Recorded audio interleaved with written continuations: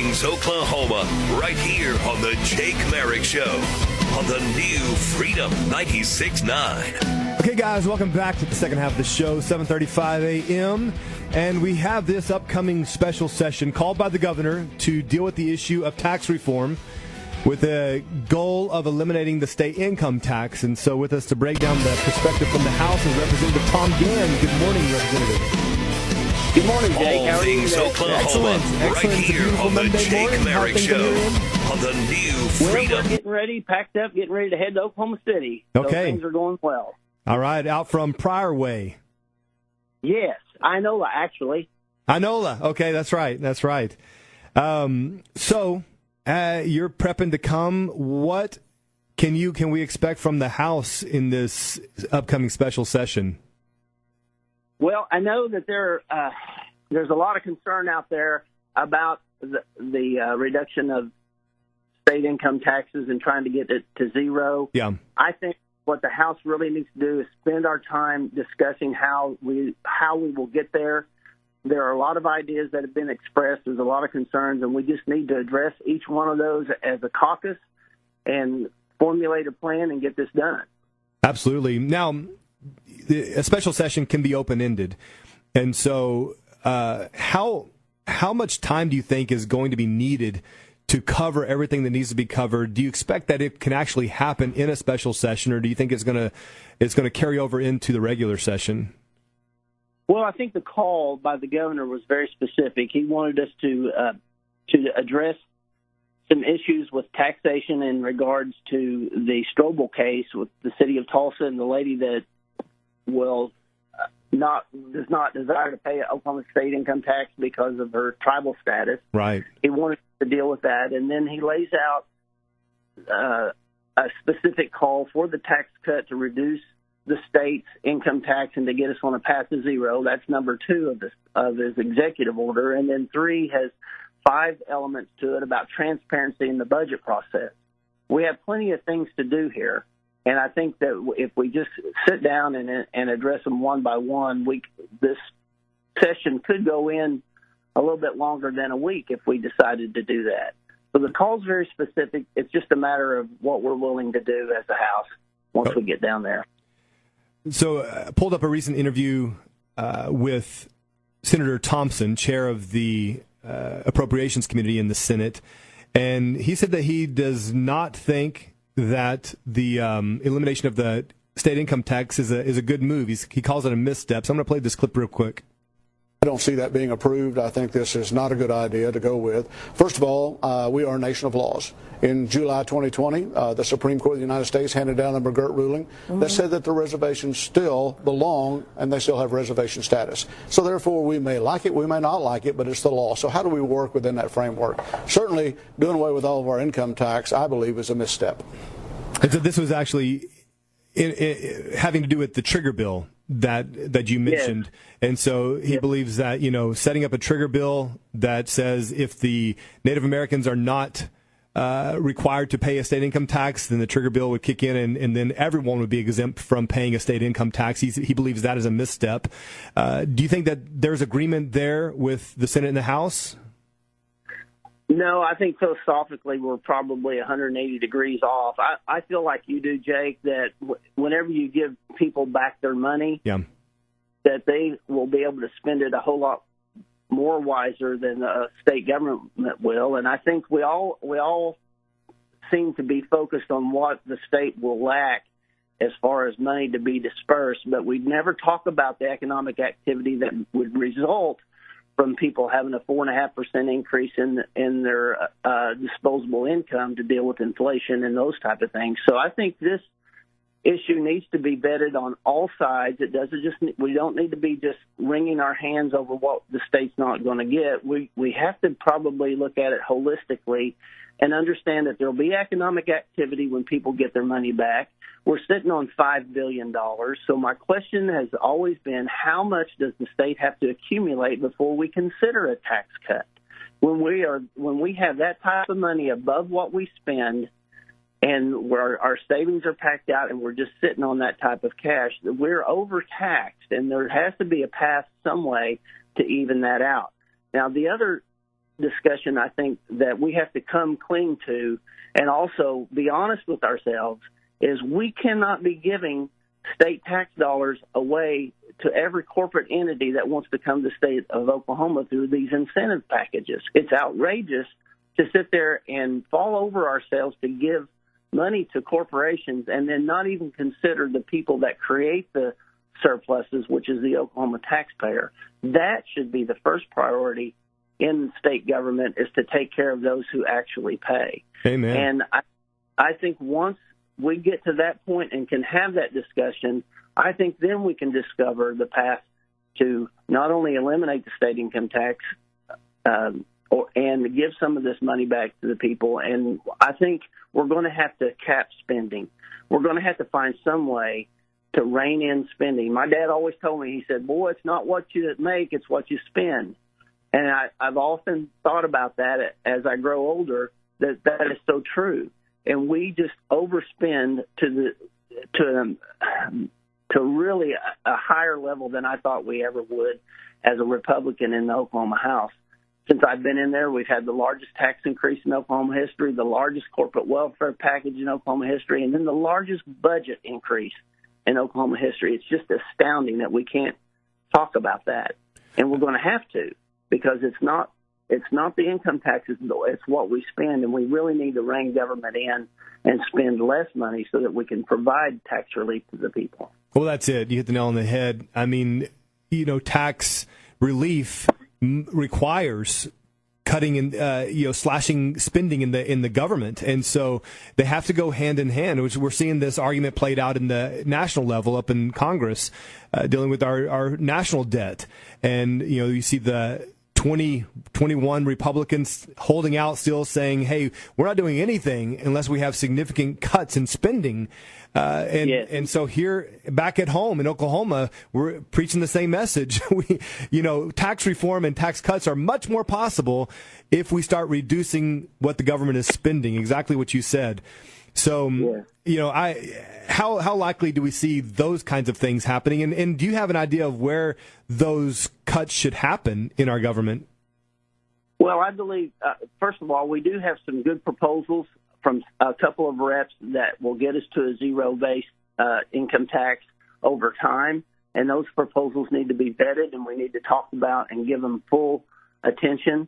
The areas that I see that we needed to cut was one of the things that I thought was really egregious in the last budget was setting up this legacy fund that loans taxpayer dollars to state agencies, and then through the appropriation process allows the state agencies to pay those loans back. I mean, we're sitting on so much money that of taxpayer dollars that we can't think about giving it back to the taxpayer. We have to use it within the state, and I just think that to me was kind of a circular type of use of taxpayer dollars, and needs to be. I think that we need to rethink that type of strategy. But it's just the overall increase that we went when I came in 2016. The state budget was $6.9 billion, and this latest one was $13.2 billion, and We've had tremendous increases across the board. But the one agency though that hasn't had an increase in the 8 years that I've been in office, and that's been the Ethics Commission. Ethics Commission, the director resigned because of the lack of funding, and we have to have accountability and transparency in our budget process, and that's what the governor here, in these 5 elements that he wants to increase transparency in the legislative budget process, and that really needs to be done. And as a House, we need to hold ourselves accountable to that process and make sure that everybody knows and everybody has input and everybody can voice the concerns.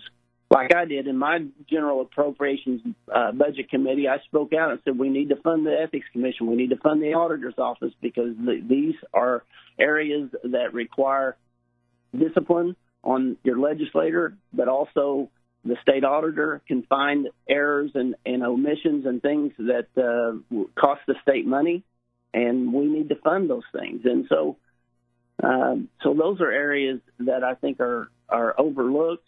And then just the increase, we increased government. We expanded the size of government by creating Service Oklahoma, which came out of OMES. You have these two huge entities now. So it just doubled, I think, the burden, the tax burden on the people when we double government like that and create new agencies. And I think we're going to have some discussion about that.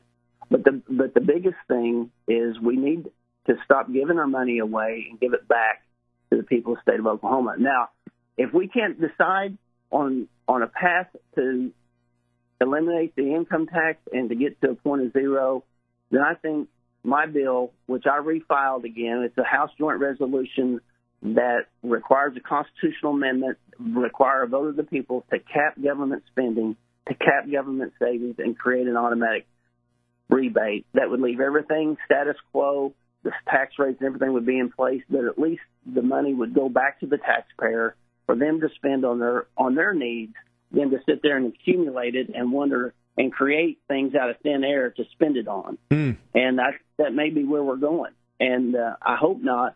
But if that's the case, then the people have to act, and they should take things into their own hands and make sure that government just doesn't accumulate huge fund balances.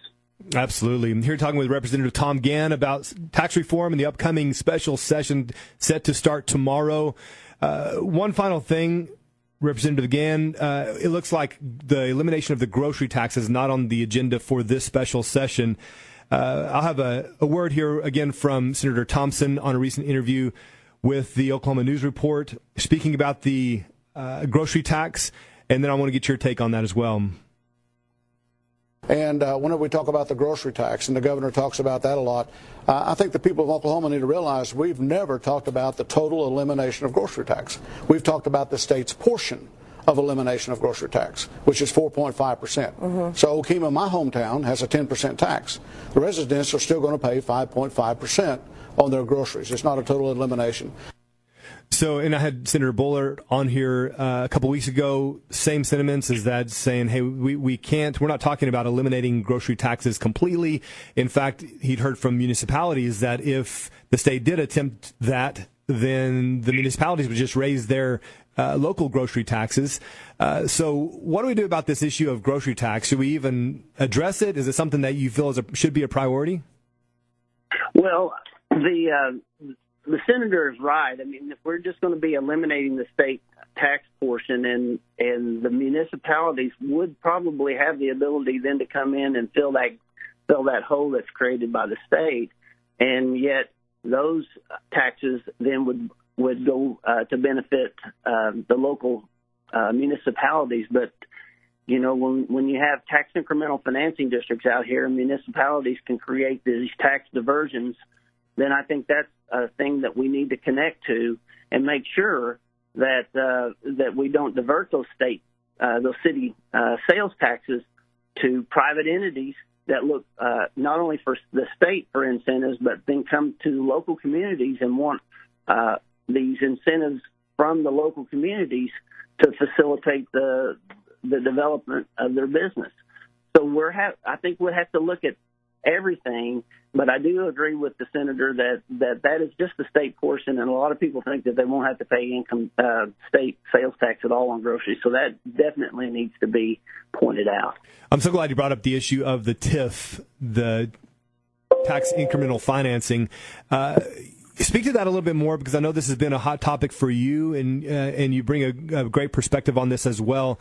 You know, recently at Oklahoma City, we're seeing this like penny tax, and you know, lots of improvements have been made downtown with Bricktown, the canal. They're talking about this upcoming new stadium for the Thunder, and are we talking about TIF funding for all of this? And how is that a bad thing? Well, I think what people have to understand is that when you look at a tax incremental financing district, you're diverting your traditional, you're diverting your tax dollars from your traditional funding that you typically do through your ad valorem tax or your sales tax. So if you're diverting ad valorem taxes, those taxes aren't going to go to your schools and your county services and things that are normally pay for that. Those taxes are going to be diverted to the local development within that TIF area. So that is something that people have to be sure and understand whenever that happens, and that they say that this doesn't create new taxes. However, when your development occurs and your valuations increase, that is an increase in your property taxes. So people have to understand that it is a book value that you're going to be taxed on, not on the market value of a buy and sell of your property. And so these things are problematic, and I think that when the state gives money away to corporations to come and invest here and to build here, then they also seek local tax incentives from TIFs, Tax Incremental Financing Districts, that cost the property owners a lot of money that they don't often see within the process of it. So these things are problematic. I know the state of Oklahoma has about 112 TIF districts, where Oklahoma City has about 33 of those 112 within Oklahoma County, and Tulsa County has about 22. And so the TIF district, you just need to understand that you're diverting tax dollars to local development rather than to your schools and to your county expenditures. Yeah, and at the heart of the issue is just government staying in its lane and stop blending this public-private partnerships. It becomes very murky, very confusing, and you have these crossing over into lanes they're not supposed to be in.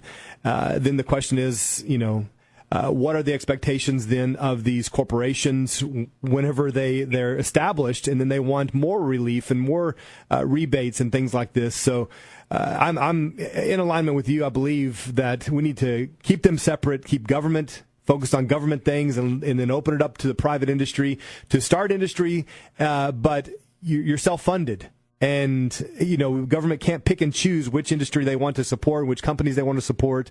So we have lots of issues there going on. So, Representative, we're going to be praying for you and the rest of the House and the Senate through this next week as you're coming in, tackling this big issue of tax reform in the state of Oklahoma. I really appreciate your time this morning, and we'll have to get an update maybe after the conclusion of this special session. You bet. I look forward to it, and thank you for praying. We need wisdom and discernment this week, for sure. 100%. All right. Well, God bless you. We'll talk to you soon. All right. Bye-bye. All right. Bye-bye. This is Representative Tom Gann on his way up to the Capitol, Oklahoma City, to begin this special session starting tomorrow. Okay. I got a few more things I want to say about that, and then hit some of these other headlines from home when we come back, so you guys stay tuned.